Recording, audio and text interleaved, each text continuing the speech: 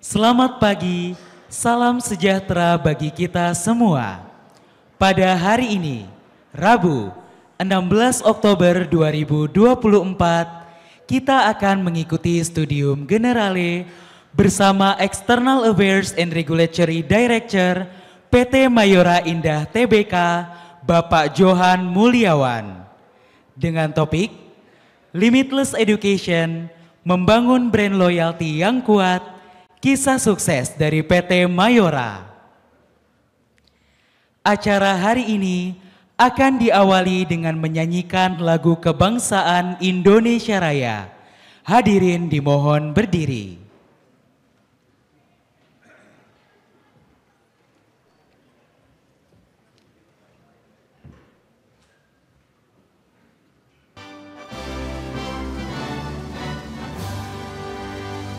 Indonesia tanah airku, tanah tumpah darahku.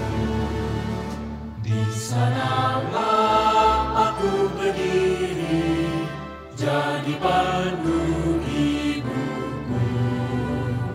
Indonesia kebangsaanku, bangsa dan tanah airku. Marilah kita berseru, Indonesia bersatu.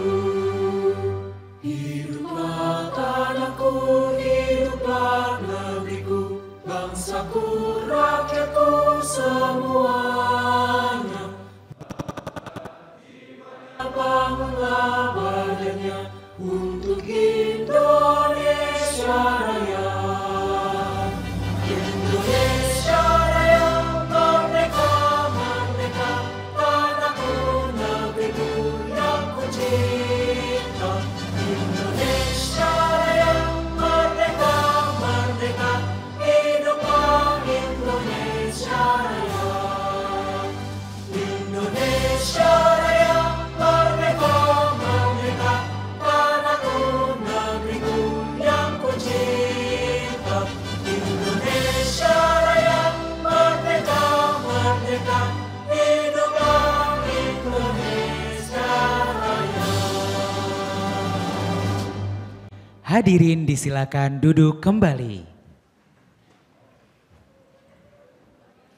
Selanjutnya, kita akan mengikuti penyampaian sambutan dari Sekretaris Institut Teknologi Bandung yang sekaligus akan membuka acara pada hari ini. Kami silakan dengan hormat Profesor Wijaya Martokusumo.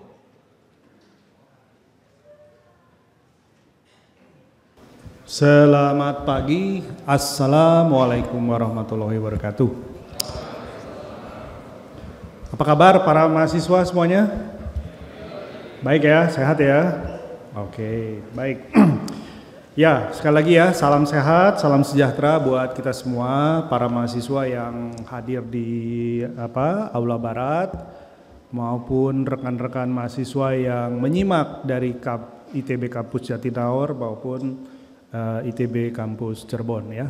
Sekali lagi selamat berjumpa di kuliah Studium Generale yang hari ini kita alhamdulillah berhasil mendatangkan narasumber yang saya kira ini penting ya narasumbernya. Jadi kalau ingat Mayora itu pasti semua tahu ya Mayora itu ya. Ada yang nggak tahu Mayora itu apa? Tahu semua ya? Ya nggak usah browsing sekarang udah terlambat. Tapi nggak apa-apa ya. Baik. Pertama-tama saya ingin menyambut dulu narasumber kita. Saya atas nama Bu Rektor Pak Johan Mulyawan menyampaikan selamat datang. Di gedung ini udah pernah Pak ya? Datang sini udah pernah, alhamdulillah kalau begitu. Jadi beliau ini adalah tadi ya External Affairs sama Regulatory Officer Director dari PT Mayora Indah Tbk. Jadi saya mengucapkan banyak terima kasih Pak Johan ini sudah berkenan dari Bogor Pak ya, dari Bogor ya Pak ya, dari Bogor datang ke Bandung. Pada hari ini kita akan mendengarkan persoalan yang terkait dengan mungkin ini tentang limitless education ya. Jadi ternyata belajar itu lifelong learning ya. Jadi bukannya nanti kalian lulus di sini terus selesai ya, itu masih jauh lagi ya. Jadi saya kira nanti para rekan-rekan mahasiswa ya, kita akan berdiskusi apa yang dimaksud dengan limitless education. Kemudian beliau juga akan bercerita pengalamannya membangun branding ya. Jadi branding tentunya juga kisah-kisah sukses yang mungkin barangkali bisa disampaikan, bisa diambil manfaatnya oleh rekan-rekan mahasiswa ya. Jadi seperti biasa hari ini acaranya akan dipandu oleh moderator kita yaitu Pak Irwan ya, Pak Irwan Iskandar PhD, beliau dari FTTM ya. Kelompok keahliannya eksplorasi sumber daya bumi. Betul ya Pak Irwan ya? Sip ya, oke. Baik, seperti biasa nanti mungkin Pak Johan akan menyampaikan sampai materinya sampai dengan pukul 10-an barangkali. Setelah itu kita berharap ada diskusi ya. Jadi para mahasiswa, rekan-rekan mahasiswa tolong kita manfaatkan sesi ini untuk bertanya kepada beliau ya, jangan sungkan-sungkan ya. Memang beliau didatangkan untuk mendapatkan pertanyaan yang susah-susah ya. Kan begitu ya Pak Johan ya. Baik, saya juga ingin mengucapkan terima kasih kepada teman-teman dari Humas ya. Di sini hadir juga ada Bu Naomi, kemudian Pak Ditmawa, terima kasih Pak Ditmawa. Ada Pak Dit NR ya, ada Pak Hafiz, ada dosen-dosen pembina mata kuliah dari Studium Generale. Terima kasih ya sudah membantu untuk penyelenggaraan acara ini. Jadi dengan mengucapkan bismillah, saya buka acara Studium Generale hari ini dan selanjutnya saya serahkan kepada moderator kita Pak Irwan Iskandar PhD. Bangga, Assalamualaikum warahmatullahi wabarakatuh.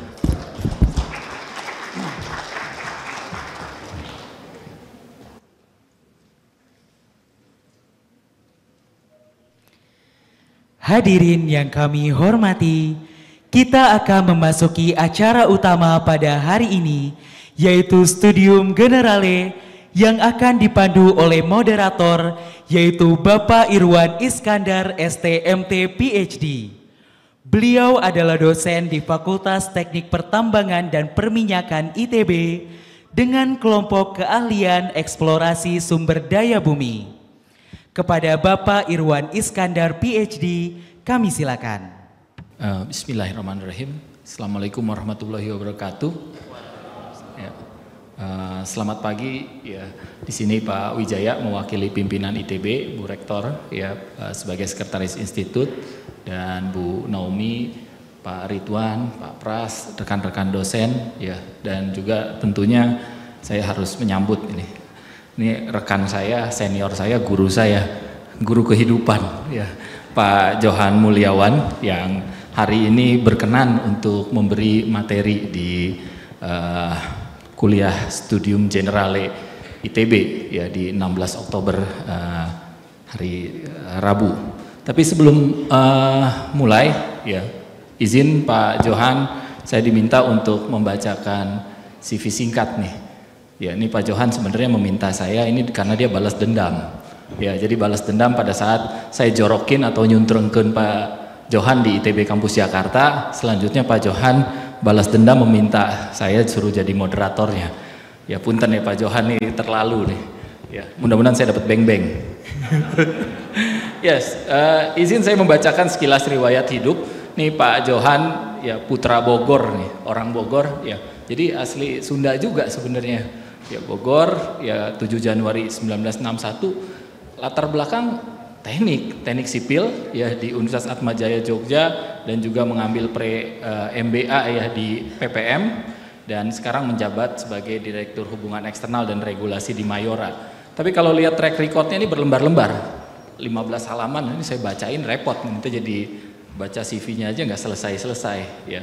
Tapi beliau juga selain aktif di Mayora juga aktif di organisasi, di asosiasi perhimpunan ya seperti di Kadin, di Gapmi, di Aspar Pimnas ya sebagai ketua malah ya, di Aptindo sebagai asosiasi produsen tepung, di asosiasi industri minuman ringan.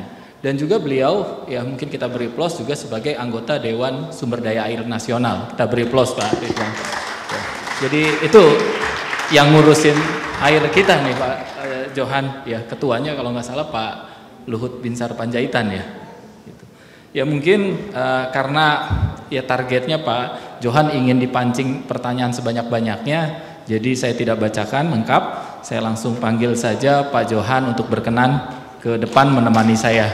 Mangga Pak Johan.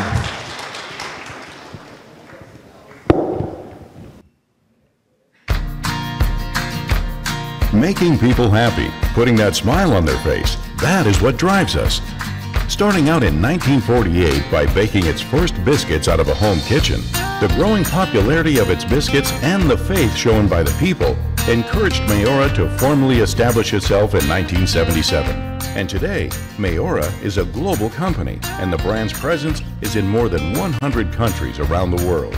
All of this is driven by three key success factors: quality, efficiency, and innovation. Our commitment is to make products of the highest quality. No compromises are made in ensuring our consumers only receive the best and add value to our consumers' lives through all the categories that we have today. We do not expect consumers to pay for inefficiency, hence we must work efficiently to give the best value for the money to our customers. Our commitment to innovation is to drive progress and break through. We will continue to be consumer-oriented and create products that answer the consumer's needs.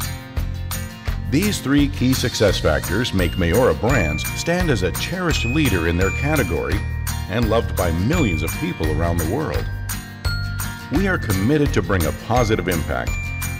And for us, being number one is important, but not everything. Putting a smile on someone's face is. After all, it is this one purpose that truly drives Mayora: serving goodness and happiness to the world.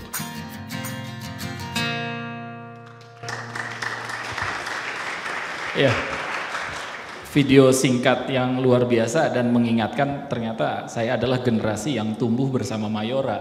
Ya, jadi mulai dari coki-coki, Astor, beng-beng gitu ya, beri aplaus. Jadi di darah saya mengalir protein dan tubuhnya ada dari Mayora. Ya mungkin menarik karena brand Mayora di Indonesia sangat kuat, tapi tidak hanya itu di Indonesia, tidak hanya di Indonesia maksud saya, tapi di lebih dari 100 negara ya sudah menikmati produk Mayora. Ya nanti jalan-jalan ke Arab juga ada tuh produk Mayora ya. Nah mungkin langsung saja Pak Johan ya menyampaikan materi, dan Pak Johan itu biasanya lebih senang ditanya ya. Dan saya sekarang kalau ada yang nanya saya kasih hadiah. Hadiahnya bisa coki-coki, beng-beng atau segala macam gitu ya. Ya, silakan Pak Johan. Ya, mangga. Ya.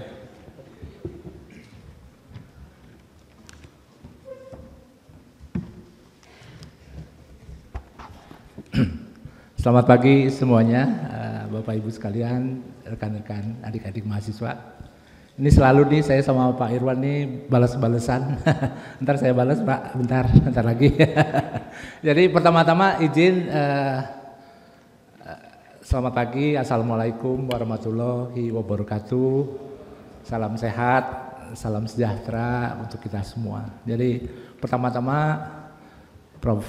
Wijaya, terima kasih atas kesempatan yang diberikan. Mohon izin menyampaikan salam untuk Ibu Rektor, Pak. Kita bertemu kemarin di 30 Mei di Jakarta.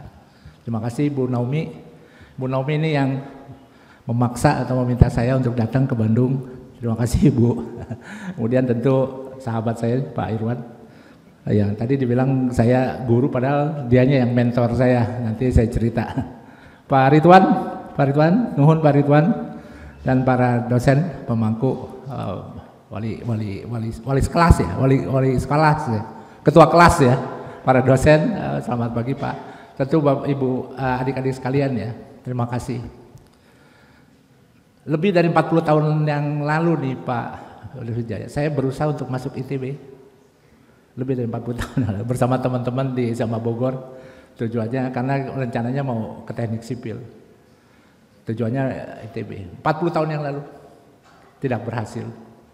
Tapi setelah 40 tahun yang lalu, 40 tahun lagi saya berhasil masuk bersama-sama bersama teman-teman. Jadi saya benar-benar diberikan suatu kehormatan ya bisa masuk ke sini. 40 tahun loh, bayangin lama banget kan. 40 tahun. Nah, yang ingin saya sampaikan terima kasih pertama karena saya bisa berdiri di ITB ini adalah dua sahabat saya. Satunya yang ada di situ, satu yaitu Dr. Irwan Iskandar, satu lagi Profesor Muhammad Agus Ramdan. Ya, beliau berdua itu yang benar-benar menjadi mentor, menjadi partner dari mulai perkenalan akademis menjadi sahabat, menjadi tadi dia bilang guru padahal sebenarnya beliau yang jadi guru saya.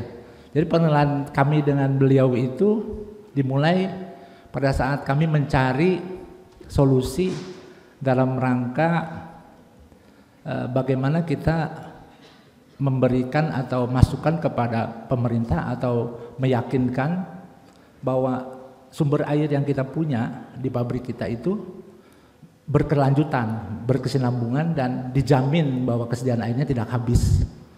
Jadi kami meminta Profesor Agus dan Pak Irwan untuk membantu kita membuat studi kelayakan terhadap sumber daya air kita, meyakinkan bahwa sumber air kita cukup gitu, cukup untuk dipakai dalam waktu yang akan lama, cukup untuk kebutuhan masyarakat, cukup untuk yang segala yang dibutuhkan dan dijamin bahwa kita melakukan konservasi terhadap sumber air itu gitu. Dan alhamdulillah berhasil gitu ya. Jadi ini benar-benar kolaborasi yang baik dari ITB dengan kita dari Mayora gitu. Dan pada akhirnya nanti dipunten nih Pak Irwan ditugasin lagi untuk seluruh pabrik kita yang ada airnya diminta lagi Pak Irwan. Punten ya. Terima kasih nih Pak Irwan. Nah, dari pembicaraan pada dasarnya itu Pak izin di perusahaan kami itu jarang sekali melakukan sharing seperti ini karena memang kami itu masih terus mencoba mengembangkan perusahaan gitu ya, perusahaan untuk bekerja lebih keras lagi, mencari inovasi, mencari yang lain gitu. Dan pada satu diskusi itu tiba-tiba setelah diskusi tiba-tiba awal bulan Mei, kita kerjasamanya di awal Januari di 2024. Pak Irwan telepon saya, Pak Johan, saya udah diskusi nih, mau minta Pak Johan menjadi pembicara di sekolah manajemen bisnis di ITB di Jakarta. Wah, saya bilang ITB, saya bilang saya enggak, saya bilang di itu waktu itu pada pemikiran saya di mahasiswa gitu ya, karena mahasiswa mungkin lebih muda dari saya oke aja dah gitu. Ternyata saya bilang terus kemudian saya pikir juga bahwa sama Pak Irwan aman lah, ada Pak Irwan, ada Pak Agus gitu ya, Pak bisa dibantuin gitu kan ceritanya. Ya udah datang ke sana. Sehari sebelum datang telepon lagi Pak Irwan, punten Pak Irwan, saya sama Pak Agus nggak bisa nemenin. Wah, saya bilang ditinggalin begini nih. Kalau bahasa Sunda kan didorong, disuntrungkan gitu ya, didorong gitu. Wah, tuh saya bilang. Tapi for the good cause, beliau umroh gitu. Wah, jadi udah itu kejutan pertama tuh Pak Irwan. Kejutan kedua tuh presentasinya di depan rektor, di depan Profesor Wijaya, di depan Ibu Mau. Itu di semua para dosen. Waduh, pusing lagi saya.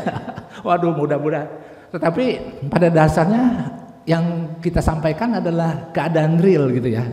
Apa yang saya alami. Jadi saya memberanikan diri karena itu yang saya ketahui. Gitu. Itu yang saya alami dan geluti sehari-hari. Jadi saya udahlah, beranilah. Yang tahu itu kan saya juga gitu, yang saya paling tahu gitu ya. Jadi saya memberanikan diri, udah selesai. Ada keplok tangan sedikit gitu ya. Wah, seneng lah pokoknya ada keplok tangan. Udah selesai. Alhamdulillah udah nggak ada lagi. Satu minggu yang lalu Bu Naomi telepon, Pak Johan ini event yang lebih besar, doailah. Saya bilang, saya bilang celaka lagi nih. Saya telepon lagi Pak Irwan sama Pak Agus, Pak bener nih. Terus saya bilang jamin, tapi sama Pak itu sama Bu Naomi kira-kira sama yang dulu aja ya, karena yang tahunya yang kayak dulu itu aja gitu kan. Oke, jangan ditambahin sedikit lagi. Nah, adik-adik sekalian, diskusi sama Pak Agus sama Pak Irwan yang menarik adalah disampaikan bahwa tracer study ini, Prof Wijaya, tracer study katanya 80% dari mahasiswa kita ini ingin bekerja di industri gitu ya. Nah, mungkin 70, 80 atau lebih gitu ya, tapi sebagian besar adik-adik katanya mau bekerja di industri. Itu Itu poin yang pertama. Yang kedua adalah 80% adik-adik yang bekerja di perusahaan itu di luar bidangnya. Gitu ya, kayak saya nih, nanti saya cerita sedikit ya, izin nanti saya cerita pengalaman pribadi saya.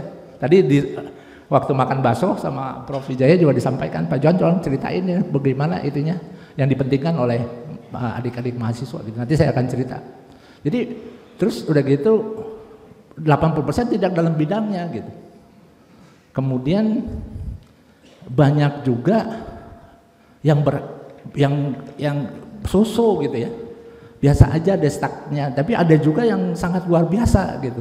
Pasti ada something yang membuat outstanding gitu ya. Misalnya salah satu contohnya adik kelas saya Pak BGS gitu ya, yang luar biasa sekarang dari lulusan ITB yang menjadi Menteri Kesehatan. Itu luar biasa. Pasti ada something gitu. Nah, ini yang saya mau coba sharing gitu ya, Bu Nomi, mudah-mudahan teman adik-adik bisa sampaikan. Nah, saya akan cerita nanti sedikit. Slide-nya waktunya tuh 50 menit kayaknya kebanyakan, nanti saya bisa potong lagi gitu. Nanti saya akan presentasi secara singkat aja. Tapi presentasinya saya akan mulai sendiri dari diri saya sendiri gitu ya. Jadi dan tadi juga Pak Wijaya disampaikan bahwa ada teman-teman yang percaya diri, sangat percaya diri, ada juga teman-teman yang merasa bahwa apa yang kurang gitu, apa yang ada aja something yang merasa overthinking katanya tadi itu. Jadi semuanya dipikirkan jadi nggak terlalu percaya gitu ya. Nah, izin nih, saya mau sampaikan sedikit aja pengalaman pribadi saya dulu sebelum saya masuk ke Mayora. Saya bisa bekerja di salah satu perusahaan terbaik nasional untuk food and beverage, untuk makanan dan minuman. Tapi saya akan cerita dulu saya pribadi, pengalaman pribadi saya. Izin, Bro. Jadi saya itu yang tadi seperti sampaikan bahwa saya lulus di SMA Regina Pacis Bogor. Itu bercita-cita mau jadi insinyur teknik sipil. Kalau udah insinyur teknik sipil itu pasti tujuannya ke ITB.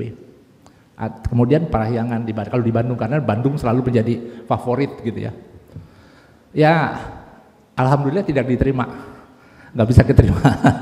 Ya bukan alhamdulillah, tapi tidak diterima gitu ya. Itu yang pertama, nggak diterima. Jadi saya ke Jogja kerja sama. Itu pertama pengalaman di ITB.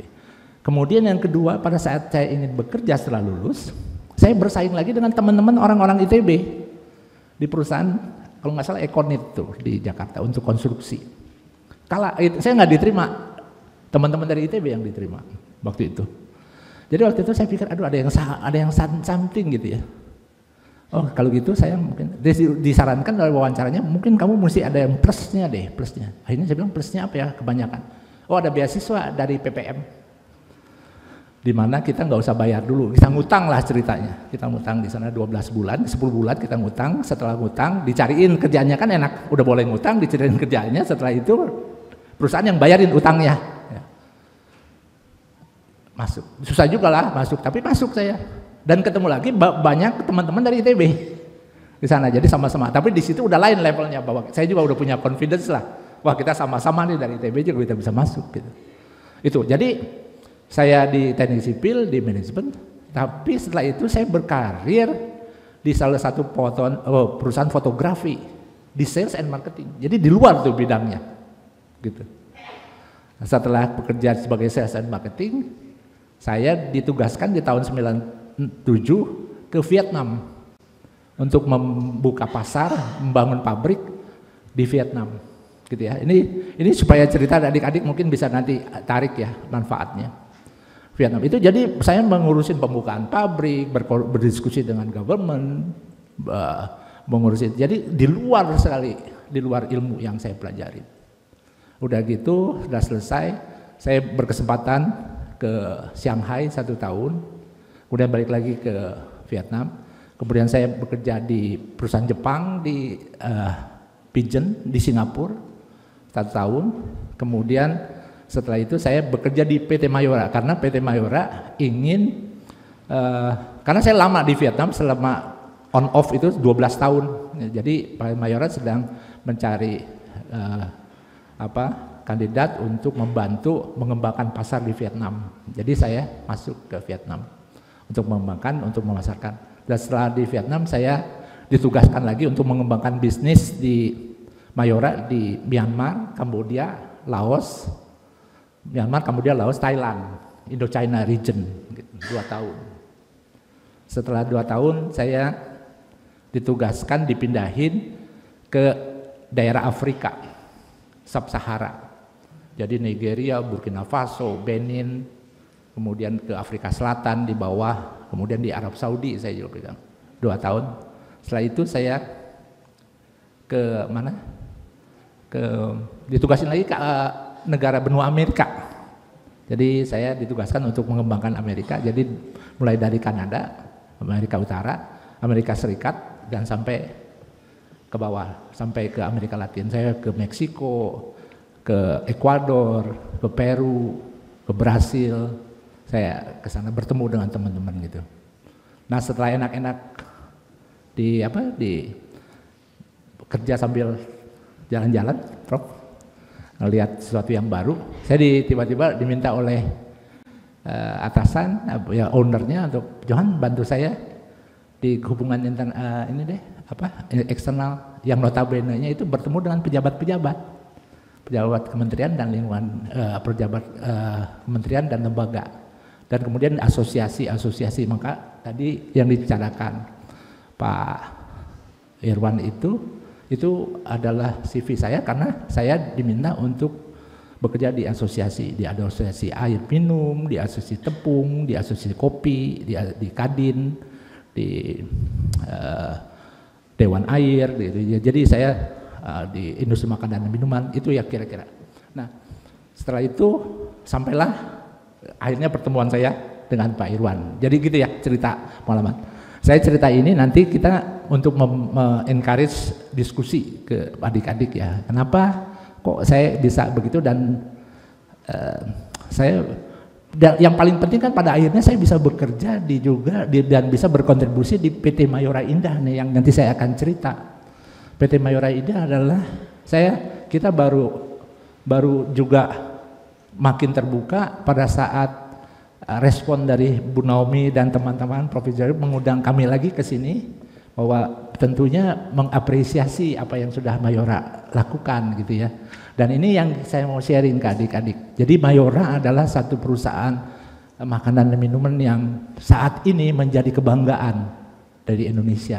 Dan saya sangat bangga gitu kerja di perusahaan seperti Mayora, dan sangat bangga untuk terus-menerus mempromosikan produk dalam negeri. Ya, bersaing dengan semua produk-produk yang ada di dunia, dan kita bisa gitu. Itu ya, terlepas dari apa nanti saya mau cerita.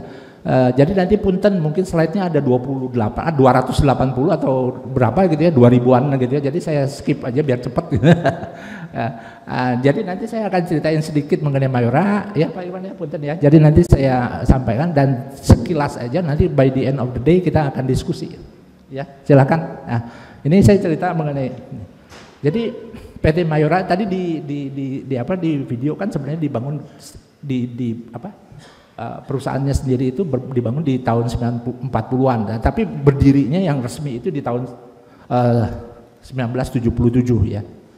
Didirikan. Jadi ulang tahunnya tuh sekarang diperayakan pada akhirnya itu di tahun 1977 gitu. Jadi 48 tahun sekarang ya.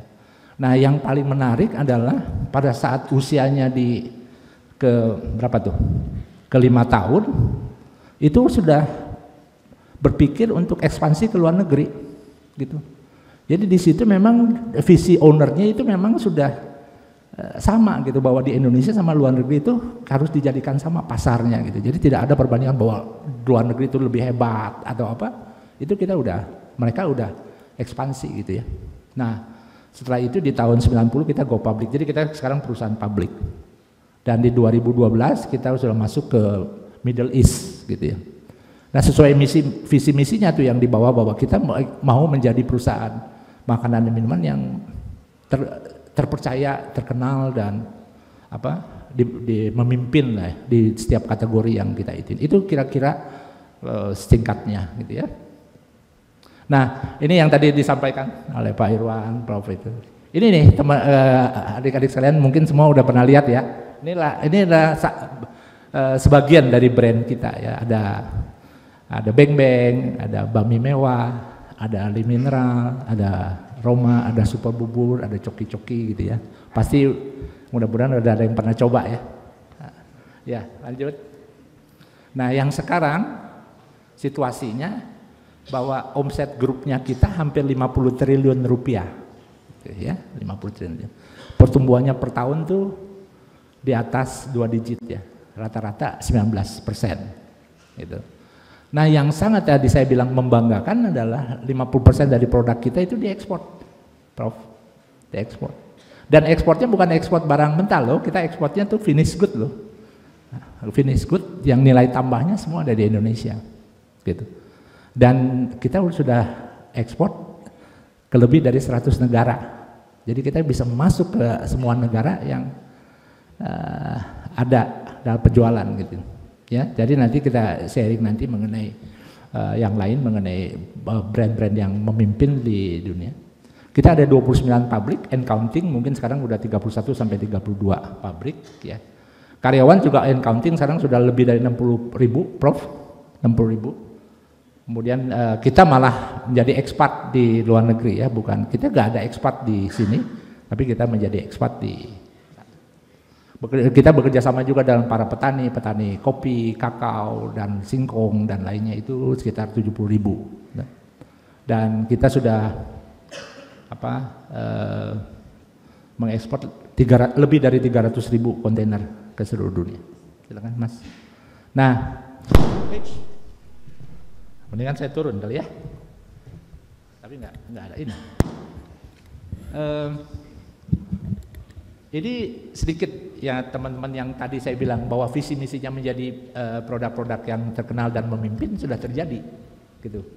Bahwa Kopiko itu kita sudah menjadi nomor 1 ya, mungkin di dunia ya, tapi di bagian-bagian di negara-negara tertentu itu sudah benar-benar menguasai, kayak di Indonesia, kayak di mana? Kayak di ini terlalu kecil juga di Indonesia ya. Kemudian di coki-coki juga kita udah menguasai ya, di Thailand, di Malaysia, di India, Afrika, di Arab Saudi kita udah menguasai. Kalcis ya, produk kita biskuit di Filipina, Energen di Indonesia, Filipina, Malkis di Thailand. Ini Danisa ini menjadi kebanggaan kita juga. Jadi kita Bu Naomi ini kita jadi salah satu kita adalah produsen biskuit butter cookies terbesar di dunia. Di dunia ya. Jadi kita sudah mengalahkan salah satu produsen di Denmark, Carlsen namanya ya. Jadi kita mengalahkannya di China, jadi kita bisa. Kemudian Beng Beng ya, nomor 1 di Indonesia, Thailand, di Filipina. Lanjut Mas. Ini kita lalu bicara Torabika, kita nomor 1 di Middle East, di Lebanon, di Rusia, di Lebanon ya, Rusia. Kopiko kita nomor 1 di Filipina. Ini Kopiko menjadi kebanggaan kita juga karena ini adalah ekspor terbesar di Indonesia untuk consumer good. Ya, jadi kira-kira kita ekspor lebih dari 7 triliun single produk ini, Pak Ridwan. Ya. Kemudian teh pucuk, kemudian kopi KRTD, Li Mineral kita juga sekarang produksi mie gelas sudah menjadi nomor 1. Li Mineral masih nomor 2 di Indonesia dan hopefully akan terus-menerus menjadi market leader. Kemudian, nah ini mungkin teman-teman pernah lihat ya waktu Pak Luhut ketemu Elon Musk ya, ceritanya itu kan dari sini nih. Jadi sebenarnya sebelum Elon Musk masuk ke X-Space-nya ke Space tuh kita produk Indonesia tuh udah di International Space Station sebenarnya. Jadi itu yang jadi bahan. Jadi ini ceritanya kan di tahun 2017 pada saat waktu itu masih Twitter ya. Itu ada yang nge-tweet, astronautnya nge-tweet dia ini Thanksgiving di International Space Station gitu. Terus biasa netizen kan kita kayak adik-adik nih semua nih kan salfok gitu, dia lihat di dapurnya tuh ada itu tuh yang dilingkarin, ternyata di blow itu di Kopiko. Wah kita langsung itu kan kita nggak tahu, akhirnya kita wah udahlah kita kepo juga, kita jalan kita cari gitu kan. Tapi emang bener dia belinya di Houston, kita mau coba di astronautnya itu kita mau elaborate tapi dia ada policy nggak ada, akhirnya kita ya udah kita elaborate bahwa kita pernah di space station. Tapi ini kenyataan ya adik-adik ya. Oke, lanjut. Nah, ini yang tadi ya, kenapa kita bisa dominasi? Kenapa di Mayora bisa ini? Kalau menurut kami, ini karena diversifikasi produknya itu banyak. Kategorinya banyak. Kita mulai dari biskuit, kita ada wafer, coklat, candy, coffee, ada cereal, ada beverage, ada instant food, ada home care. Sekarang ada home care. Nanti adik-adik boleh coba tuh yang namanya Gentle Can. Kita juga pioneer yang nggak pakai lapsa. Jadi semuanya pakai bahan organik. Jadi tangannya Bu Naomi lebih lembut nanti kalau dicuci tangannya. Ini jadi Prof, kalau kita pameran atau apa itu Prof Ridwan, kita akan menjadi lebih mudah karena memang banyak pilihannya. Kalau ini tidak masuk, ini masuk. Kalau ini tidak masuk, Pak Irwan, ini bisa masuk. Jadi lebih in-nya lebih masuk, lebih bisa, lebih. Lanjut. Ini skip aja ya, nanti kita bisa diskusi. Ini inovasi-inovasi lah. Ya mungkin. Kemudian, nah ini kita juga selain kita mengembangkan produk, kita juga bekerjasama dengan industri kreatif. Tadi sempat ngobrol di Pak Mayuran, Pak Irwan sama Pak Ridwan mengenai bagaimana kita bisa sebenarnya mengembangkan kolaborasi antara industri kreatif dengan kampus, dengan produk dan sebagainya. Apalagi ITB punya captive market yang luar biasa. Gitu. Ya kita kerjasama gitu. Ada di ini kalau di produk kita menggunakan Amitabh Bachchan di India, gitu. Di culinary ada di itu. Ini kita mengembangkan inovasi-inovasi supaya ya akhirnya juga target ke Gen Z seperti adik-adik juga bisa nempel gitu ya. Nah, lanjut. Nah ini yang tadi di pandemi ini juga salah satu yang kita masih bisa tumbuh di pada saat pandemi ya, karena memang waktu itu kebijakan pemerintah masih bisa memberikan kelonggaran terhadap industri yang strategis, industri makanan dan minuman, sehingga kita bisa jalan. Lanjut. Nah ini juga bisa jadi bahan diskusi nih Pak, ya bahwa kita bisa masuk ke luar negeri itu tentu dengan perencanaan, dengan semua elemen-elemen yang kita perhatikan gitu ya. Kita punya rencana penjualan dan pemasaran yang solid, kita punya bikin proses yang step by step gitu ya. Jadi kalau misalnya ke pasar internasional, kita mulai dari kita dulu, kita besarin di kita, kemudian kita step ke ASEAN, kita step kemudian baru ke yang lebih jauh gitu ya. Ambisinya terukur gitu. Nah itu cara-cara, nanti ini kita bisa diskusi ya. Kemudian cara meraih kesuksesan itu ya memang ada beberapa ya, tentu inovasi ya, rencana yang matang, kemudian eksekusi yang sempurna gitu ya. Jadi semua elemennya itu harus satu dan harus bisa dijalankan dengan baik. Lanjut Mas. Nah ini adik-adik ya, ini yang tadi saya bilang sangat membanggakan kita gitu ya. Saya ingat pada saat Pak Jokowi datang meresmikan, Pak Jokowi bilang, wah kita bangga karena kita menjajah, dibilangnya kita menjajah ke 103 negara, menjajah. Jadi ya memang menarik gitu ya, bahwa semuanya negaranya enggak. Jadi tiap kali ada teman-teman dari ITPC atau ADDAC atau siapa yang bertugas itu kan tentunya harus mencari produk-produk Indonesia dulu, Kang Iwan. Jadi yang ditemukan adalah kebanyakan ya produk-produk kita, Kopiko, ya, biskuit itu. Jadi kita cukup berkontribusi dan ya teman adik-adik itu semua di mana tuh ada tuh di Asia Tengah, di Tajikistan, Uzbekistan, Azerbaijan itu kita punya. Kemudian yang tadi yang saya bilang tuh di Afrika, ya, di Afrika tuh di atas tuh dari Ghana, Nigeria, Mali, Zambia, Kenya, Uganda, Somalia kita masuk juga tuh, Mauritius. Kemudian di Amerika Latin yang sangat jauh nih, yang non tradisional kita udah masuk sebenarnya. Ya yang itu yang kemarin tadi, pengalaman saya tuh di Peru, di Brasil, di Uruguay, sebenarnya di South Africa di bawah juga ada, cuman benderanya kebanyakan nanti. Jadi semuanya itu kira-kira semua kita udah masuk. Jadi yang sangat membanggakan dan kita percaya bahwa kita bisa bersaing dengan siapa juga gitu ya. Oke? Nah, ini aja nih. Ini punten nih Pak Irwan nih. Saya tiba-tiba karena mungkin merasa bersalah mereka ya meninggalkan saya di Jakarta, dikirimin lah ini. Udah Pak, ya produk ya, ayah di Tanah Suci. Wah, diberkati ya berarti Pak Irwan ya. Jadi Pak Agus sama Pak Irwan lagi itu nanti mungkin bisa sharing ya Pak Irwan ya, itu Kalpa. Waduh, saya ya udah nggak apa-apa dah, Pak Irwan nggak ikut saya gitu ya. Tapi hari ini saya bisa membalas dia untuk meminta Bu Naomi, Pak Irwan duduk di situ, stay put, duduk manis di situ. Oke, nah ini ya customer ya, terima kasih ini bahwa akhirnya by the end of the day ada sih teman-teman juga yang dari UN bawa ya Pak ya, dari apa foto gitu, kemudian anggota DPR ke Afrika dia foto, Kopiko ada di shelf, Nigeria gitu, itu menjadi satu kebanggaan kan bahwa itu loyalty kita bersama, kita iniin gitu, itu yang membangun kesuksesan kita juga gitu. Ya lanjut.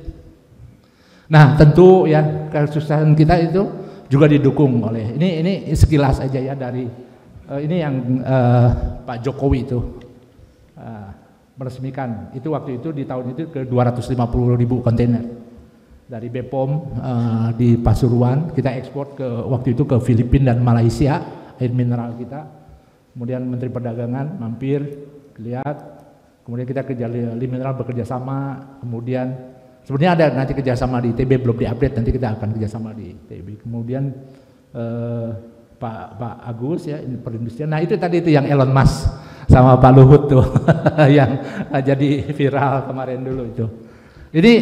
Jadi kita tidak lepas juga dukungan pemerintah gitu ya. Jadi nanti saya mau sampaikan bahwa kesuksesan itu harus banyak stakeholdernya. Kita harus banyak bersekutu dengan teman-teman yang bisa membuat kita sukses gitu ya, memungkinkan kita sukses, gak bisa kita kerja sendiri. Lanjut. Nah ini ya kita juga sudah masuk ke green industry ya, tadi Bu Naomi mau menyampaikan ya, katanya nanti ada kampus di Jatinangor, nanti mungkin kita bisa belajar di sana. Jadi kita udah Prof, kita udah membuat gerakan ekonomi sirkular, kita mencoba di asosiasi, kita leading, kita bangun pabrik daur ulang, kita berinisiatif untuk menarik kembali, memanfaatkan kemasan pasca konsumsi gitu ya, pasca konsumsi supaya bisa didaur ulang, sudah tidak menjadi sampah, menjadi itu sudah mulai. Kemudian kita juga yang tadi salah satu konservasinya, pelestarian lingkungan, eceng gondok di Talou Toba, penanaman sebenarnya di gunung-gunung ya, di sumber daya air kita. Kemudian kita menggunakan biomasa. Ya, kita sebenarnya lagi kerjasama juga sama Profesor Sodi Sundajaya ya, itu yang ahli metalurgi di sini untuk melakukan kompos sampah untuk menjadi boiler. Ini sedang dalam taraf itu dari ITB juga. Ya nanti kita, oke. Ini sekilas saja, ini penerapan industri greennya kita sudah mendapat pengakuan dan penghargaan gitu ya. Oke, lanjut. Kemudian kita juga memberikan pembinaan rantai distribusi. Itu yang menarik ya, di sebelah kiri ya. Ini ada pointernya enggak? Enggak ada ya? Enggak usah. Jadi di program pengembangan UMKM dan Industrialization itu yang sebelah kiri toko pintar itu kita sedang membina 200.000, sekitar 200.000 Prof. Itu di toko-toko yang kita supply, kita diedukasi Pak Irwan memberikan gadget digital supaya dia bisa order, dia bisa cek. Karena kan UMKM itu kan dia kerja sendiri, Bu Naomi kerja sendiri. Kalau Bu Naomi mau belanja, ya harus tutup. Itu ada opportunity loss gitu. Jadi kita siapin, jadi dia nggak usah pergi kemana-mana. Jadi tinggal gadget kita order, kita apain, pembayarannya di situ, jadi nggak perlu tutup. Itu di UMKM. Kemudian kita juga ada pendampingan gitu ya. Jadi ini salah satu yang kita lakukan secara reguler dan itu menjadikan yang tadi saya bilang bahwa kebanggaan bahwa kita perusahaan nasional itu bisa membuat seperti ini. Lanjut. Nah, ini bagian akhir ya. Masih ada waktu 28 menit tapi mungkin 10 menit selesai. Ini adalah bagian akhir yang kira-kira nanti kita akan diskusi juga ya bagaimana hubungan antara perguruan tinggi dan industri, gimana kita bisa kerjasama dan apa sih sebenarnya yang dibutuhkan dari adik-adik yang tadi menjadi diskusi kami dengan Prof. Agus dan Pak Irwan, gimana kita memberikan masukan atau berdiskusi pada adik, apa sih yang sebenarnya diperlukan di industri gitu ya. Oke. Nah, perkembangan sekarang ya adik-adik dari Gen Z ya, ini udah inovasi udah terbuka, pakai itu semuanya cepat gitu. Jadi kita sadar juga bahwa inovasi teknologi dan informasi itu sangat cepat. Konsekuensinya adalah market dan tren juga cepat berubah gitu, karena memang informasinya. Sekarang kita nggak tahu apa-apa, tiba-tiba terjadi di Amerika satu tren, bisa terjadi sekarang tren di sini gitu ya. Jadi benar-benar udah kecepatan udah, makanya di perusahaan juga kita terus beradaptasi mendapatkan kandidat-kandidat yang terbaik yang bisa membantu kita dalam hal ini gitu ya. Marketnya berubah karena digitalisasi bisnis gitu ya, itu udah menjadi. Dan yang paling penting tentu adik-adik akan sangat sadar gitu terhadap lingkungan. Itu yang tadi saya, makanya program-program kita juga akan banyak. Lanjut. Nah, dari situ kita tahu terus kita berusaha untuk melayani kebutuhan konsumen itu ya. Jadi kita terus meningkatkan kualitas dan nilai. Kemudian juga kita selalu concern terhadap kesehatan dan keamanan pangan, kemudahan, ya, kemudian inovasi yang berkaitan dengan layanan, yang tadi toko pintar dan sebagainya. Kemudian tentu semua produk-produknya harus ramah lingkungan, teknologi yang kita pakai ramah lingkungan dan sebagainya. Lanjut.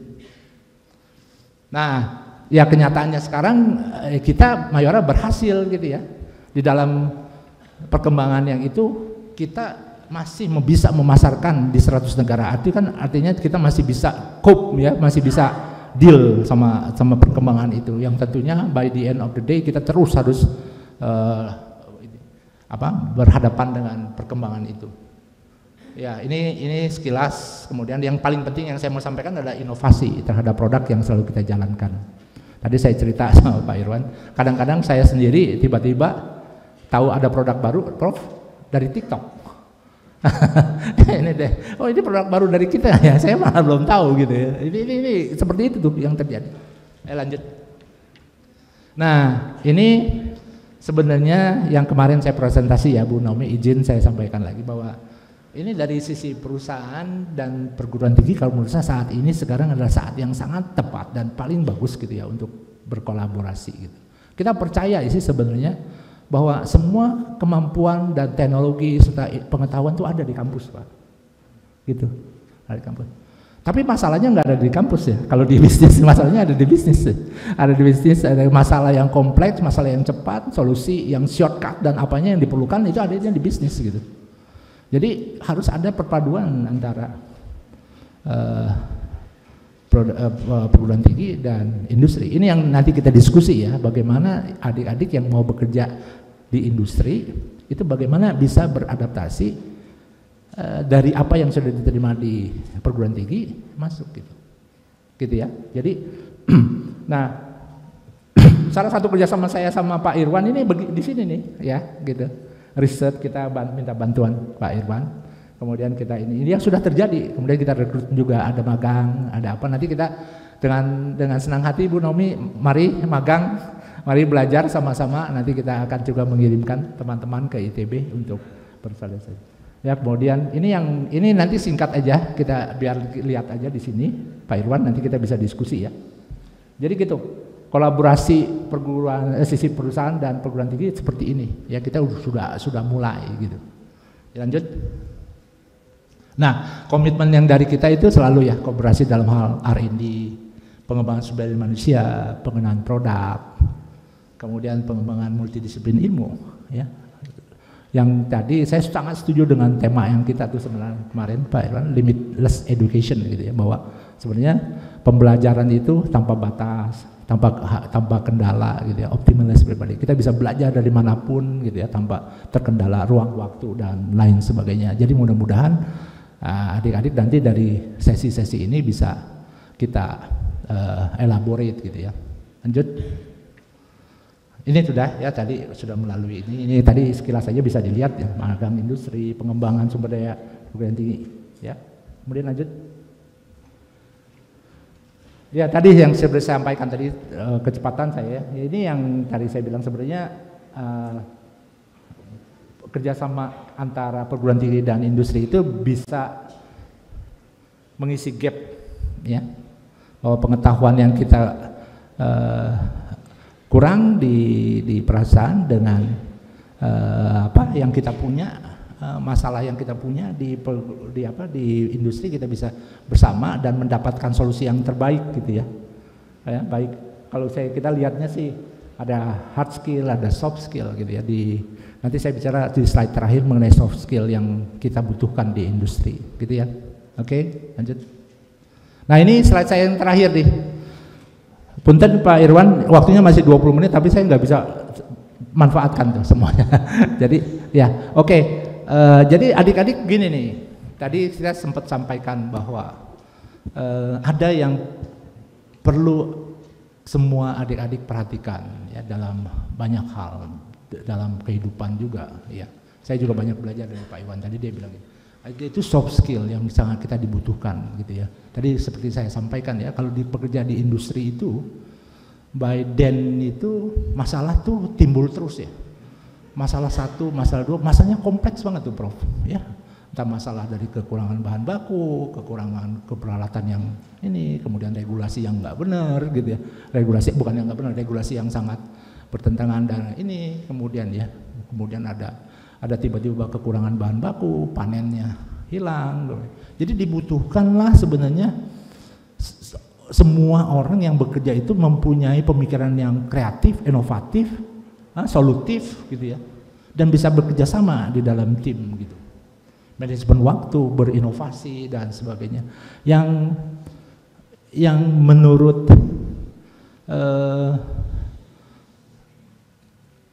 banyak orang itu mungkin perlu dikembangkan lagi gitu ya untuk adik-adik yang baru selesai kuliah gitu, untuk bisa masuk dan bisa sukses di industri ya. Jadi ini adalah soft skill yang nanti kita sharing ya, itu multitasking gitu ya. Kita bisa harus siap mengerjakan sesuatu yang belum pernah kita kerjakan sama sekali gitu ya. Bagaimana kita manfaatkan itu ya. Jadi kira-kira adik-adik sekalian, Prof, Ibu, semua teman-teman, Pak Irwan, kira-kira itu yang bisa saya sampaikan ya. Semoga berkenan ya.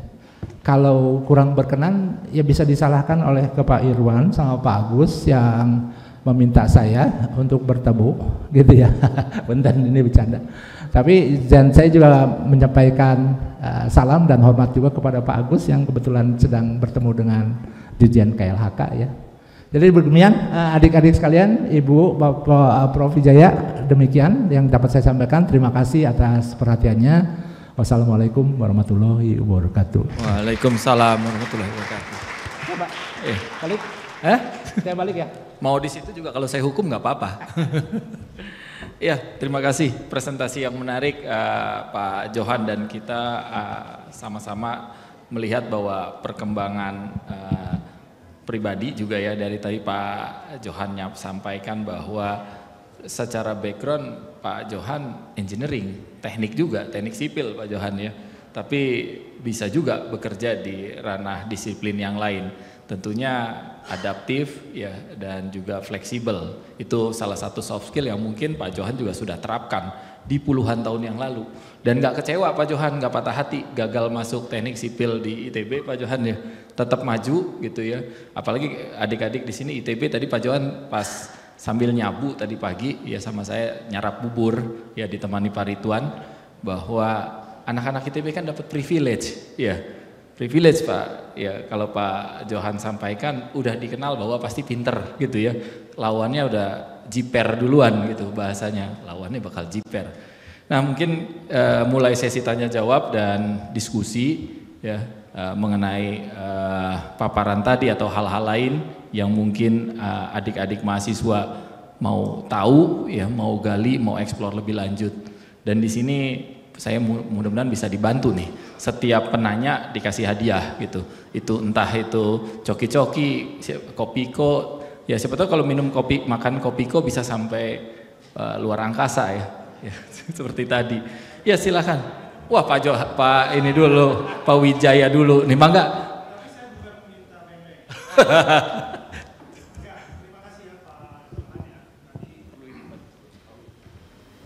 Saya sambil diri aja lah, ya supaya nanti. Makasih Pak Johan, tadi presentasinya saya senang banget melihatnya ya. Ya kita senang semua lah bisa mendapatkan atau akan mendapatkan masukan. Tapi tadi saya ada yang agak bertanya-tanya nih ya, yang zaman COVID itu tadi kan ada tabel ya. Yang saya dengar itu biasanya atau yang sudah-sudah itu pada zaman COVID pandemi itu kinerja kan menurun ya. Nah kok di Mayora justru pada zaman COVID naik, malah sebelum COVID turun 2019 sama 2020 turun terus naik. Coba ya tadi dilihatin itunya slide-nya. Itu yang saya penasaran aja, barangkali ada hal-hal yang mungkin bisa kita ketahui. Terima kasih Pak Irwan, mohon maaf nih saya nembak dulu, nggak pernah nanya sekali ini. Ya, nanti coki-cokinya nyusul, ya, panjang dan lama. Ya. Ya itu tagline-nya coki-coki. Ya Pak Johan tadi juga presentasi menarik tuh, 25 ke 24 terus langsung naik lagi, ada rebound. Ya. 19 ke 20 itu turun, terus 20, 21 nih masa pandemi naiknya signifikan, malah gitu ya Pak Wi. Ya. Nih, ada gerangan apa nih Pak Johan? Mungkin. Langsung aja ya, nanti satu-satu langsung jawab, biar nggak lupa Pak Johan ya, kalau dikumpulkan nanti lupa mungkin. Mangga Pak Johan. Ya terima kasih Prof, ya itu dia kalau sama profesor itu memang mesti siap-siapnya bener-bener nih. Langsung diuji. Tapi punten ini, tapi kelihatannya nih di tahun 2019 tuh kayaknya kita pernah punya masalah mengenai supply kontainer dan sebagainya, itu satu. Kemudian yang kedua, ada kendala bahan baku deh kalau nggak salah gitu ya. Tapi nanti saya cek lagi Pak. Tapi yang saya ingin sampaikan kenapa di COVID kita naik gitu Kang. Itu yang menarik bahwa tadi yang saya bilang bahwa diversifikasi produk kita itu banyak Kang.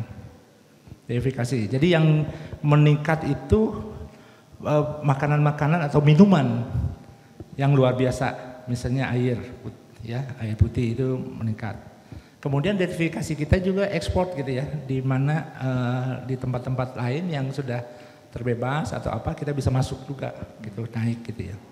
Kemudian dan sebenarnya di COVID itu kan kalau di Indonesia tuh kita punya yang namanya IOMKI kan, bahwa di perindustrian itu diberikan bukan kebebasan, ada 10 industri yang diberikan diskresi gitu ya, bahwa salah satunya makanan dan minuman gitu. Jadi kita beroperasi Kang dengan prosedur yang sangat ketat, yang setiap minggu kita harus isi di laporan berapa case yang terjadi, berapa apa yang sudah terjadi, dan suatu waktu bisa dihentikan pabriknya. Dan alhamdulillah kita tidak. Jadi dan kita prosedurnya, jadi kita masuk tuh di industri kita masuk, jadi bukan nggak tutup sama sekali di industri makanan. Itu sih sebenarnya yang saya bisa, tapi saya akan coba kali lagi kalau misalnya ada yang tidak itu kita akan coba, tapi kenyataannya seperti itu Kang. Terima kasih Kang ya, mudah-mudahan menjawab. Ya, nanti kalau Pak Wijaya kurang puas nanti kita selesaikan secara adat setelah ini Pak Wi. Ya, mungkin dari adik-adik mahasiswa silakan yang ada di floor, pertanyaan nanti dibantu, mungkin kalau ada satu pertanyaan raise hand atau teriak gitu ya, giliran neriakin kalau demo teriaknya keras, giliran suruh nanya di sini teriaknya nggak kedengeran. Silakan adik-adik mahasiswa, pertanyaan silakan, satu dulu ya, nanti ingetin saya tuh ya, silakan yang depan kelihatan, satu dulu ya, satu deh, saya nggak ini, nanti dibantu, silakan.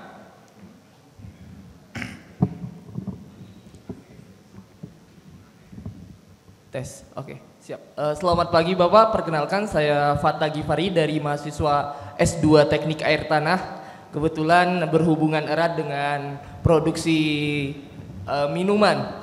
Kita tahu tadi di slide Bapak dikatakan bahwa Le Mineral berada di posisi kedua dengan kompetitor pertama yang mungkin bisa kita ketahui semua. Nah, salah satu upaya Pak, karena air minum ini kan inovasinya mungkin terbatas ya Pak, karena perkembangan air minum ya yang dilihat dari yang kita minum itu kandungan mineralnya kan ya Pak. Nah, saya mau tanya Pak, gimana strategi dari Mayora untuk menjawab tantangan itu guna memonopoli pasar? Karena kita tahu perusahaan kompetitor nomor satu ini ya bisa kita bilang itu mirip luar kayak gitu. Terima kasih. Ya, makasih nih Pak Johan nih, Sarah nih. Mendekati nih, karena perang nih. Nanti satu-satu ya. Saya pikir supaya Pak Johan jawabnya direct, nggak fokus, cukup fokus. Silakan Pak Johan direspon nih strateginya nih. Ya.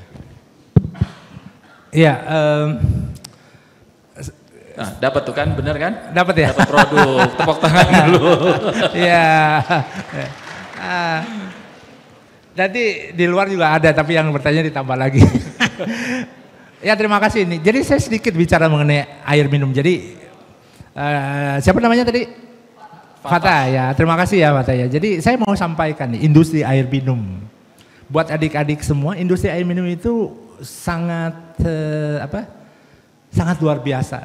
Ada 1.200 perusahaan, Prof, yang memproduksi air minum kemasan untuk itu di seluruh Indonesia, di seluruh provinsi, di seluruh kota besar di Indonesia ada semua.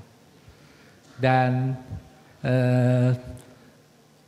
pertumbuhannya tiap tahun dan akan berkembang terus gitu. Ya, jadi pada dasarnya strateginya adalah sebenarnya sangat simple. Quality yang baik, kesediaan yang ada, harga yang terjangkau dan mudah gitu ya didapat. Sehat, tersedia, ada karena memang kebutuhannya meningkat terus gitu. Dengan segala hormat karena air kita memang masih belum bisa diminum gitu. Dan air minum. Jadi strategi pertama adalah memberikan kualitas yang terbaik deh. Ya, karena pasarnya besar dan yang kedua adalah menjaga tadi itu sumber airnya berkesinambungan dan jangan sampai itu. Nah, untuk yang lain-lainnya memang benar ya bahwa kita bukan hanya di air ya, bahwa kita harus menjadi tuan rumah di negara kita sendiri itu adalah wajib gitu ya. Dan bisa bersaing dengan dimanapun dengan siapapun itu adalah hal yang positif. Gitu.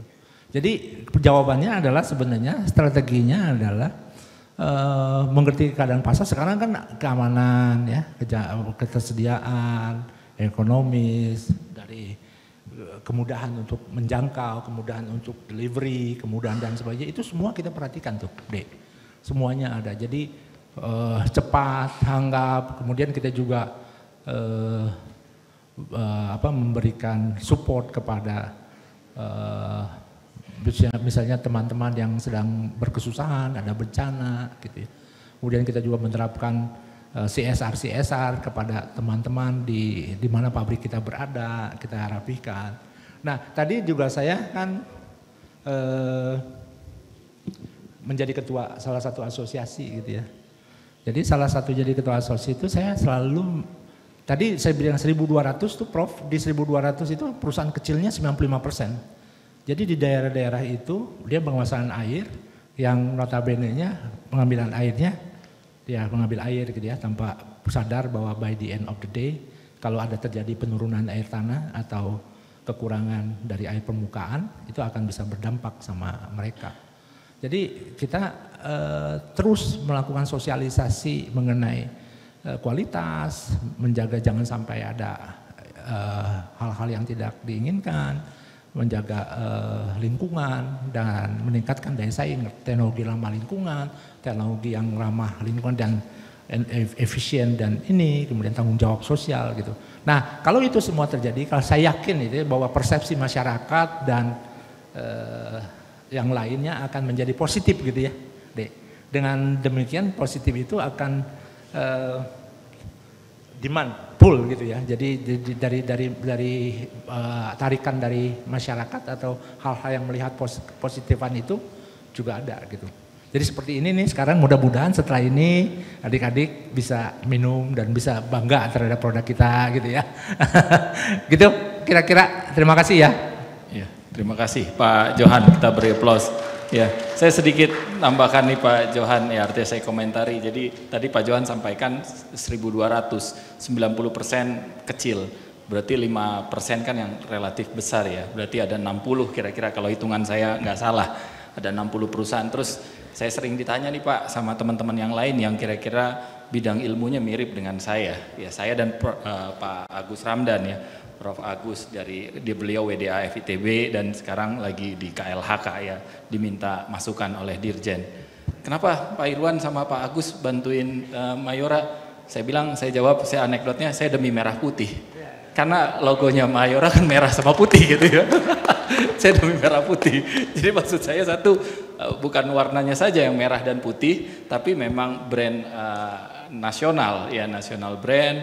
Terus juga yang kedua yang saya ingat sama Pak Johan, comply. Pak Johan sebagai direktur di yang kaitannya dengan regulasi, kita juga membantu kalau Pak Johan atau Mayora comply. Jangan artinya kita ngebantuin yang salah repot gitu ya Pak Johan. Jadi artinya karena comply follow the rule. Dan yang lain inovasi. Pak Johan ini Mayora sering ngirim sampel ke lab saya. Jadi habis ini katanya dia pengen ngelihat lab saya. Diuji, ya ujinya tidak hanya kimia, tapi pengen tahu uji isotopnya karena ingin ngetrace dari mana asal usul airnya. Tuh, jadi ada inovasi-inovasi seperti itu. Ya, oke. Nanti malah saya yang jadi narasumber ditembakin gitu. Ya silakan. Tadi saya janji yang hitam nanti di sini. Ya, silakan. Yang baju, iya. Bisa di sini atau saya turun? Maaf. Ini dari sini nggak apa-apa. Biar nggak terlalu jauh. Biar saya jalan-jalan juga. Baik, terima kasih kesempatannya. Perkenalkan, nama saya Andre Reza Media Andrika Putra dari Teknik Geodesi dan Geomatika angkatan 2022. Jurusan yang sama sekali nggak ada hubungannya dengan food and beverage ya. Jadi saya cukup tertarik pada slide terakhir di mana di situ tertulis bahwa soft skill yang dibutuhkan bagi karyawan atau mungkin secara general bagi profesional itu adalah berorientasi pada hasil. Saya mungkin saya percaya bahwa mungkin hasil itu tidak mengkhianati proses. Tapi karena kita tuh hidup di dunia yang sangat tidak ideal, jadi ada kalanya kita itu akan bertemu pada keadaan di mana kita itu sudah tidak bisa menjemput hasil yang kita inginkan pada awalnya gitu. Jadi tapi kita sudah melakukan metode-metode dan cara-cara yang baik untuk mencoba menjemput hasil itu. Kalau begitu, apakah kalau di dunia profesional itu akan ditoleransi atau apa? Karena di sini posisi saya sebagai mahasiswa yang masih belajar dan setiap melakukan kesalahan masih bisa dimaklumi. Tapi pada intinya pertanyaan saya itu adalah sebenarnya gimana sih dunia profesional nantinya? Mungkin sebagai wejangan juga bagi kami yang mungkin sebagai nanti lulus akan bergelut di bidang profesional. Mungkin sekian dari pertanyaan saya. Terima kasih. Ya, terima kasih. Ya, ini Pak Johan. Pertanyaannya susah nih. Ya. Silakan Pak Johan langsung direspon. Ya, kalau nggak salah terima kan artinya apakah di dunia industri mentolerir kegagalan atau ketidakberhasilan gitu ya? Ya. Gitu ya? Ya, lebih benar kurang ya? seperti itu. Ya, jadi tadi saya sampaikan juga ya, yang beberapa poin ini ya. Jadi di industri itu yang terjadi pada saat kita menghadapi masalah itu, kita berdiskusi, ya, mencari solusi yang terbaik yang kita punya, gitu.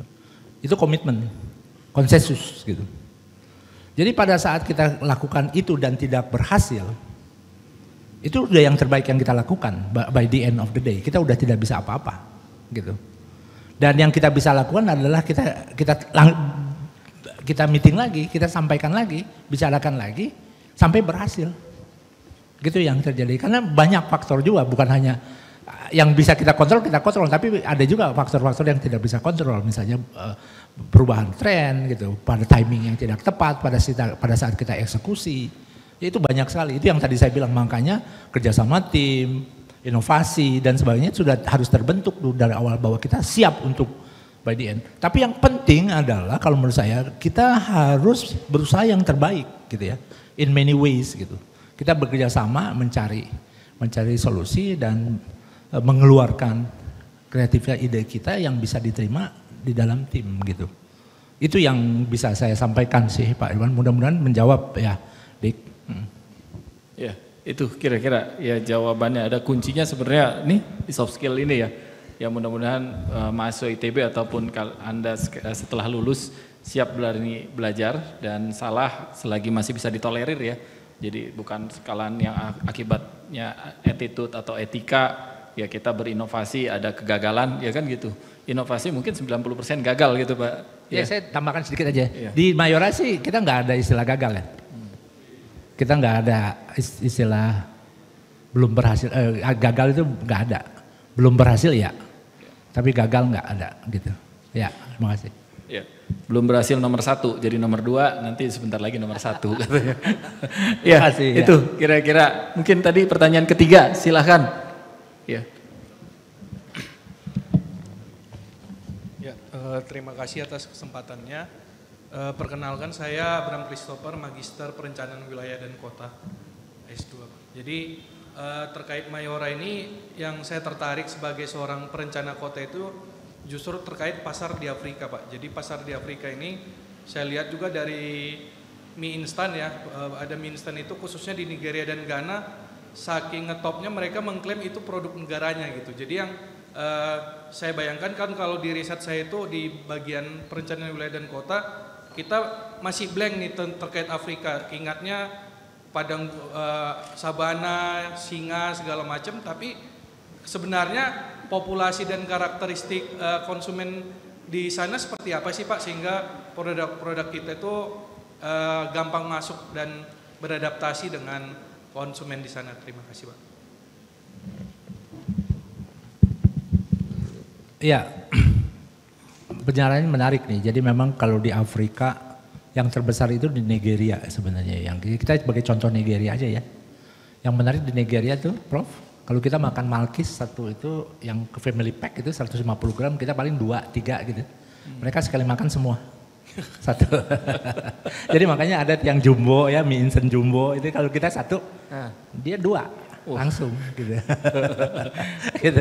Itu menarik kan, jadi pasarnya besar gitu. Tapi di satu sisi harga menjadi masalah gitu. Terus orang-orang yang bisa nge-trade di sana, trading di sana adalah orang-orang spesial. Orang-orang kebanyakan keturunan India ya yang jago, istilahnya jago dagang gitu ya. Karena banyak-banyak trader gitu. Karena di Afrika itu kecuali misalnya di South Africa, di lain-lain itu banyak yang law enforcement-nya masih kurang. Jadi maksudnya ada illegal import dan sebagainya. Jadi kita harus ada kombinasi antara illegal, bukan illegal. Yang paling penting itu kita mencari trader yang paling bagus, partner yang paling bagus, yang paling mumpuni di sana. Gitu. Itu yang menjadi kunci sebenarnya. Nah, kenapa yang terjadi banyak diklaim di sana, misalnya salah satu produsen mie gitu ya, karena memang mereka kerjasama bikin pabrik di sana. Jadi joint venture gitu di sana. Itu bisa berhasil karena produksi di sana bisa jadi murah. Tapi kelemahannya adalah tidak bisa diklaim dari ekspor dari sini. Gitu, nggak ada ekspor di sini. Itu yang pertama. Tadi pertanyaan kedua itu yang suka klaim gitu. Kopiko kita juga diklaim di Filipina bahwa itu adalah produk Filipina. Tapi what to do gitu ya. Kita bisa sampaikan ada positifnya, ada negatifnya. Tapi kita ambil positifnya aja. Tapi memang ada klaim itu. Kita yakinkan saja bahwa itu nggak ada. Kan kita juga ditulis kadang-kadang ditulis produk of Indonesia. Kita tulis di packagingnya dan sebagainya. Pertanyaan kan gitu ya, De ya, benar ya. Jadi kalau di Afrika tuh memang signifikan, non tradisional, jauh gitu ya. Jadi memang kita memang paling bagus itu kita bisa mendapatkan orang-orang yang confidence terhadap produk kita, orang-orang yang tahu keadaannya, dan orang-orang yang bisa kita ajak kerjasama gitu ya. Jawab ya, Dik ya. Ayo. Terima kasih Pak Johan. Ya, jadi ada hal-hal yang tadi disampaikan, kalau ada nuansa negatif dan positif, ambil positifnya aja ya. Ya. Mungkin selanjutnya, pertanyaan selanjutnya dari floor tadi, jangan lupa beng-beng dan coki-cokinya. Ya, silakan. Tadi raise hand, silakan. Ya. Oh, di situ ada.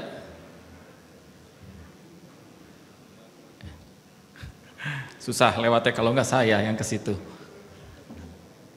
Oh bisa, oke, silakan. Jaketnya mah teknik lingkungan atau ini? Ya, perkenalkan Informatik. saya Akmal Bahardika Pratama dari Teknik Informatika kelas 08. Saya tadi tertarik dengan komitmen Mayora yang berkolaborasi tentang lifelong learning. Nah, lifelong learning itu kan proses pembelajaran yang berkelanjutan untuk meningkatkan suatu kemampuan individu atau perusahaan. Itu bagaimana PT Mayora mengimplementasikan komitmen lifelong learning ini? Apakah ada suatu metrik yang mengatakan bahwa komitmen ini berhasil dikolaborasikan? Terima kasih. Oke, ya, makasih pertanyaannya. Jangan lupa hadiahnya. Jadi terkait konsep lifelong learning dari Mayora nih, ya Pak Johan, silahkan. Ya, sebenarnya yang tadi pembelajaran berkelanjutan itu memang pada dasarnya masing-masing divisi atau masih di pabrik dan sebagainya memang punya timnya gitu ya. Tapi pada dasarnya adalah kan lifetime learning yang dari kita itu adalah dealing dengan perkembangan yang ada gitu ya, berusaha untuk menjawab tantangan yang ada gitu. Nah itu sudah ada timnya di baik di marketing, baik di pabrik, di siapa. Jadi selalu tuh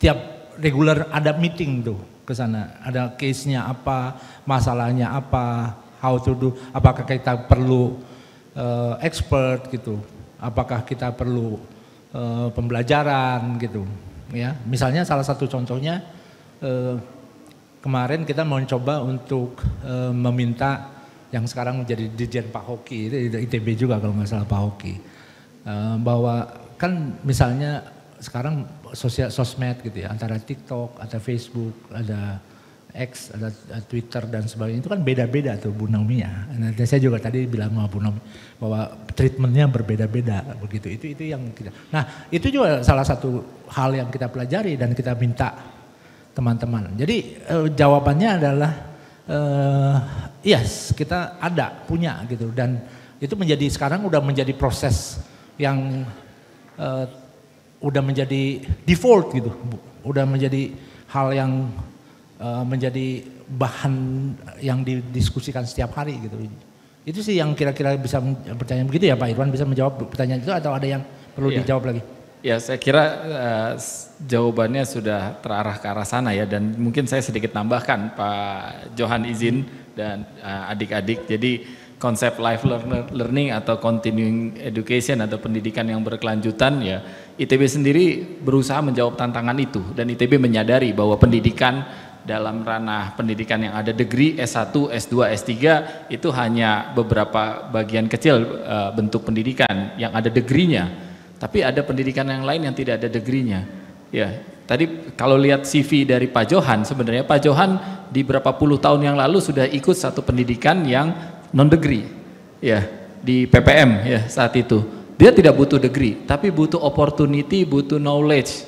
Ya, tidak ada degree-nya, dan ITB juga ya Pak Wijaya nanti bisa sampaikan bahwa ITB juga punya komitmen yang kuat. Di sini direkturnya Pak Ridwan, Direktur Pendidikan Non-Reguler. Ya, kebetulan saya jadi anak buahnya Pak Ridwan di Subdirektorat Pendidikan Berkelanjutan. Tapi artinya ITB pun menyadari hal itu, ya harus diisi oleh perguruan tinggi, dan mungkin kolaborasi dengan perusahaan. Ya, kolaborasinya misal Ganesha Mayora Academy yang kaitannya di bidang-bidang tertentu. Ya, jadi nanti mungkin banyak perusahaan yang punya kolaborasi dengan ITB, ya misalnya dengan Mayora dengan ITB Academy yang kaitannya dari sustainability dan juga kaitan dengan inovasi, ya desain dari produk dan lain-lain, ya itu. Jadi pertanyaan tadi sebenarnya tantangan, karena kurikulum kita buat kurikulum 4 tahun kamu belajar teknologi ataupun kondisi sosial di luar sudah berubah jauh dengan kondisi sekarang ya Pak Johan.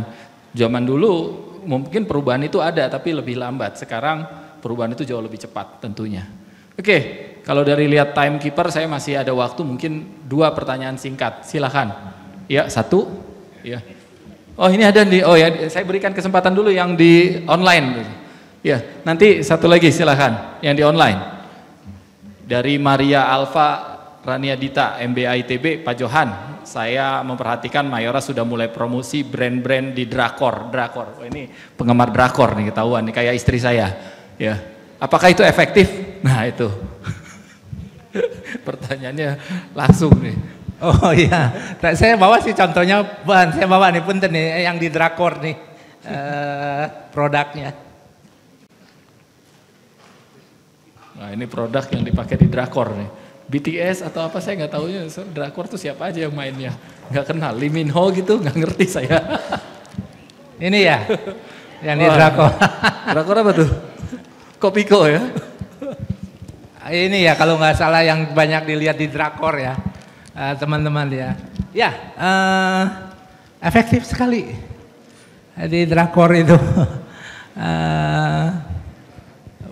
Kalau dilihat dari petanya, anak-anak muda yang melihat Drakor itu banyak banget. Dan banyak idola dari Drakor, Prof. Jadi sekarang nggak salah tuh semua drakor dipakai karena memang yang mau dilihat itu mereka, dan itu efektif ya. Siapa dari nggak ada namanya ya, Maria itu efektif, dan sekarang penjualan Kopiko di Korea sangat luar biasa, naik besar, dan setiap kali saya ketemu ibu-ibu Pak Kopiko ya. Ini adalah salah satu produk yang di Drakor ya, efektif ininya, dan mudah-mudahan akan terus berlanjut. Ya efektif Pak, istri saya aja nonton Drakor, kemampuan membeli, ability to pay-nya ada, kan usia 40-an ke atas, kemampuan daya belinya ada, ya terus tapi nonton Drakor juga. Ya.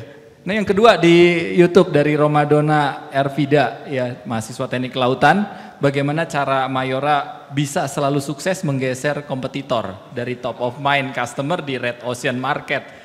Ini lautan merah gitu ya? Enggak. Itu kayaknya siput pinggir jalan di situ, lautan merah gitu. Sebenarnya enggak red ocean banget sih ya. Ocean lah pokoknya istilahnya. Walaupun red tapi masih ocean gitu, masih luas gitu ya. Ya pada dasarnya kan tadi saya sampaikan bahwa produk-produk yang di food and beverage yang kita masuki adalah pasarnya sangat luas gitu ya. Sebenarnya by the end of the day itu awalnya tuh kita nggak melihat kompetitor sebenarnya. Kita lihat marketnya gitu. Karena kalau menurut saya ya, tentu ada juga yang berpikir ada yang melihat kompetitor ya, tapi menurut saya kita tidak melihat kompetitor. Kompetitor hari ini belum tentu menjadi kompetitor kita di masa depan kan gitu kan, tapi kompetitor is kompetitor, partner sebenarnya, partner in crime, partner apa gitu. Tapi buat kita yang saya tahu dari direksi itu kita nggak ngelihat kompetitor. Kita ngelihat ocean-nya gitu. Kita lihat pasarnya. Kita lihat kesempatannya. Kita lihat apa yang dibutuhkan oleh pasar gitu. Apa yang tidak dilihat, yang tidak dilayani di pasar gitu. Nah, urusan nanti kompetitor bisa terlewati ya itu memang bonus gitu ya, kerja keras dari sana. Tapi tidak pernah kita berpikir juga negatif, kita melihat bahwa pasar. Dan memang yang kita sasar adalah, tadi saya lupa tuh, sebenarnya di kita tuh ada tagline, bring happiness to the world. Bring apa, kok saya tiba-tiba jadi lupa. Pokoknya, ya pokoknya membawa berbagi kebahagiaan untuk dunia gitu ya. Itu intinya. Jadi kita memang membuat sesuatu yang bagus, sesuatu yang membuat orang berkenan, membuat orang happy gitu ya. Itu adalah tujuannya. Dan kita memang targetin kepada produk-produk yang pasarnya besar gitu. Demand-nya masih besar.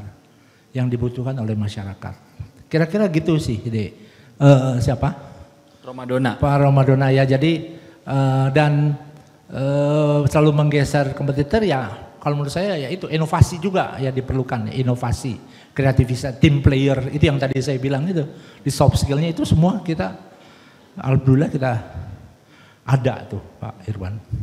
Tadi sempat cerita sedikit, jadi waktu kita makan bakso di sana, salah satunya inovasi yang kita lakukan itu di Mayora ini setiap bulan ada aja produk baru gitu ya, produk baru. Salah satunya karena memang supportnya itu bukan dari kita internal Pak Prof, dari supplier atau dari teman-teman kita, dari kreator, dari apa itu memberikan informasi yang ada gitu, sehingga kita bisa belajar dan kita bisa ngerekap semuanya. Itu yang tadi saya bilang, kerjasama atau membuat semacam skill komunikasi yang skill gitu, hingga kita bisa disupport oleh banyak orang gitu. Teman-temannya tiba-tiba di sini, ya Pak kosong loh di sini terjadi ini loh, wah kita bisa cepat-cepat supply. Ini terjadi tren dari sini loh, oke, kita cepat. Jadi informasinya kita bisa dapat duluan juga, gitu ya. Gitu, Ya. Pak Iwan. Ya, jadi mungkin kalau kayak kita lagi lari maraton banyak orang gitu ya, fokus sama kita sendiri aja, jangan ngelihat bahwa kita ranking 1000 gitu ya. Ya, jadi kita tetap lari dengan pace yang kita sanggup. Ya, kalau bisa lebih baik, training, nggak usah ngelihat kompetitor pace-nya udah 5 nih. Saya pace-nya masih 8, kira-kira kan gitu Pak. Ya, yang penting terus berusaha sehingga meningkatkan pace. Itu yang bagi yang lagi lari ya. Bukan lari dari kenyataan seperti saya. Ya, mungkin one last question tadi satu ya, karena waktunya tinggal 2 menit lagi. Silahkan. Selamat, perkenalkan saya Kin dari Sistem Teknologi dan Informasi 23. Pak Johan, saya ingin bertanya, dengan background dan tugas Bapak, bolehkah Bapak sharing mengenai framework atau cara sukses Bapak bernegosiasi dengan pejabat-pejabat polisi atau organisasi masyarakat? Terima kasih. Pertanyaan. Ini beng-bengnya 2 deh kayaknya. Ini pertanyaan terakhir cukup mematikan Pak Johan gitu. Langsung KO, kelepek-kelepek. Makanya kadang-kadang tuh saya Prof jarang mau sharing. Oke. Pasti dengar win-win ya, solution ya. Adik pernah dengar win-win solution gitu ya. Nggak ada negosiasi yang berhasil kalau nggak punya prinsip win-win solution. Kalau menurut saya. Jadi kalau kita harus menempatkan juga diri kita di pihak sebelah, dan kita mohon pihak sebelah juga bisa menempatkan diri. Nah itu proses yang paling susah sebenarnya. Itu membutuhkan waktu, membutuhkan kesabaran tuh. Gak mungkin saya bisa bercerita sama kamu kalau saya nggak yakin kamu orang baik juga kan, gitu ya. Saya nggak mungkin bercerita atau memberikan masalah, mensolusi kamu kalau kamu tidak komit. Gitu. Saya tidak bisa pokoknya kita tidak bisa bekerja sama apabila saya belum mengenal kamu dengan baik, bahwa kamu bisa menjaga saya juga dan saya juga bisa menjaga kamu gitu ya. Jadi kira-kira begitu tuh win-win solution. Jadi pada saat kita masalah, kita cek dulu masalah apakah Bapak bisa menyelesaikan masalahnya gitu kan ya. Kalau tidak bisa menyelesaikan, siapa yang bisa menyelesaikan walaupun atas nama Bapak gitu kan. Dan kita bisa mencoba untuk mengecek dulu apakah kira-kira yang bersangkutan bisa menyelesaikan masalah gitu. Apa yang dibutuhkan dari kita juga kan, bahwa kita bisa nggak gitu. By the end of the day membantu itu. Dasarnya tuh begitu ya, omongnya gampang tapi memang prinsipnya seperti itu. Prinsipnya adalah kita akan bisa berdua berkomitmen apabila kita tidak bisa men-show siapa diri kita dengan baik dan kita tidak mengetahui pihak dari sana kesulitannya mereka gitu. Jadi pada saat ada kesulitan kita yang kita mau dikonsultasikan, kita juga mesti tahu mereka bisa cepat mengambil keputusan, bisa memberikan solusi atau apa yang dibutuhkan untuk menyelesaikan solusi itu. Jadi kita yang mencoba tahu dulu untuk menyiapkan itu, dan apabila dia membutuhkan balik ke kita, apakah kita bisa deliver gitu. Apa bisa deliver gitu. Seperti itu ya. Contoh yang baik nih misalnya, ini sekali singkat aja, saya minta izin sama Bu Naomi, boleh nanti saya sharing produk-produk kita minggu yang lalu tuh Bu, ya kan udah oke ya. Tapi saya lupa sampai tadi kemarin di kereta sama Pak Iron baru saya ingat gitu. Terus saya telepon sekretaris saya lupa loh gini. Terus Dia bilang, Pak saya usaha, bisa nggak ya pagi besok gitu. Ternyata bisa, kenapa? Karena transportasinya di Bandung, dan itu teman-temannya di Bandung, itu teman-teman saya yang pernah kita bantu solusinya dia. Gitu. Kita pernah, dia punya masalah apa, kita bantu di Jakarta dan kita bisa komunikasi gimana gitu. Pada saat dia kesulitan kita bisa bantu gitu. Itu salah satu contoh yang gitu. Jadi kemarin itu izin itu mungkin baru dari pagi ya datang produknya. Gitu. lupa padahal sebenarnya udah berapa yang lalu lupa, izinnya udah deliver beberapa yang lalu tapi eksekusinya saya lupa. Jadi nah itu kira-kira contohnya ya, bahwa kesulitan-kesulitan itu bisa tertangani apabila terjadi komunikasi yang baik. Jadi nggak bisa shortcut ya kadang-kadang. Jangan, kalau menurut saya jangan kita tidak pernah melakukan shortcut. Kita harus build trust in semua itu. Jangan berjanji apabila tidak bisa dilaksanakan, gitu Pak Dr. Dirman. Iya, terima kasih Pak Johan sharingnya. Ini sudah di akhir session ya, sudah di habis, sudah merah tuh kalau dilihat di timekeeper. Ya ada beberapa hal yang memang bisa kita ambil, baik dari perjalanan hidup pribadi ya secara personal. Pak Johan dari backgroundnya engineering ya bisa sekarang urusannya diplomatis. Ke government affair yang tentunya sosial ataupun soft skillnya harus terlatih dan itu ada jamnya gitu ya.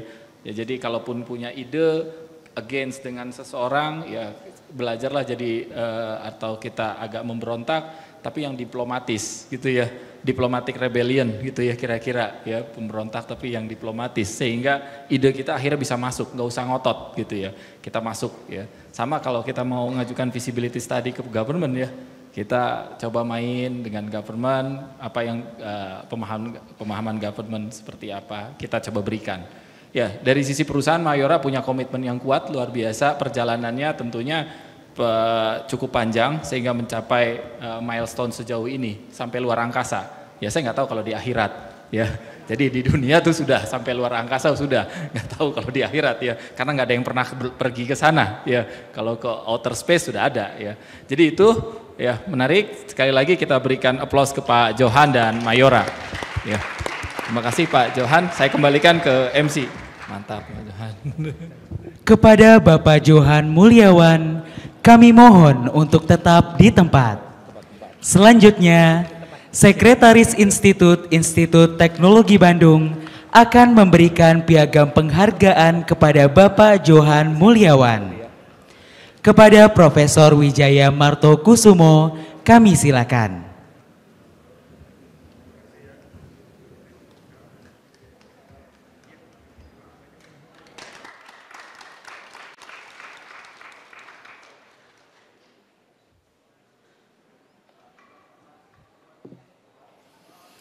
Baiklah hadirin, dengan demikian Studium Generale pada hari ini telah selesai. Terima kasih atas perhatian hadirin dalam mengikuti acara ini. Selamat siang, salam sehat selalu.